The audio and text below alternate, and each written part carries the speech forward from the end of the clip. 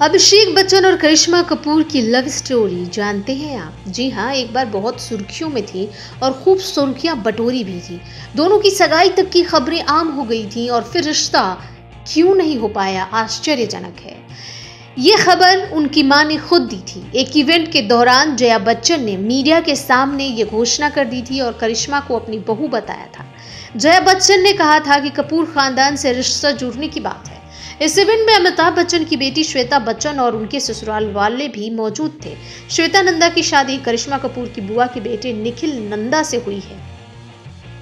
इस इवेंट में जया बच्चन बताती हैं कि अब कपूर खानदान से भी उनका रिश्ता जोड़ने जा रहा है। क्लिप में जया बच्चन करिश्मा को अपनी बहू कहकर लोगों से मिलवाती भी हैं और बताती हैं कि अभिषेक ने अपने पिता के 60वें जन्मदिन पर यह गिफ्ट दिया है।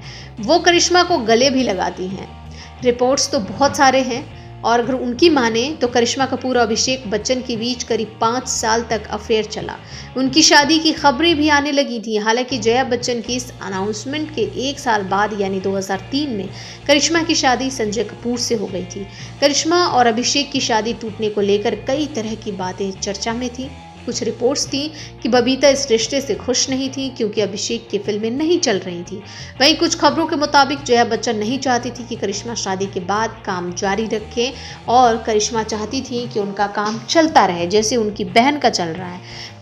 लेकिन इन सब पर विराम लग गया। चूंकि अमिताभ बच्चन का भी कंट्रोवर्सी से बहुत ही पुराना नाता रहा है, रेखा और अमिताभ बच्चन का भी नाम जुड़ता रहा है। बिल्कुल उसी तरीके से अभिषेक और करिश्मा का भी नाम जुड़ा और 5 साल तक चला भी, लेकिन हुआ कुछ नहीं, टूट गया और फिर शादी ऐश्वर्या से हुई और आज वो लोग अपने जीवन में बेहद खुश हैं। देखते रहिए बिग स्क्रीन, सब्सक्राइब कीजिए और बेल आइकन जरूर दबाएं।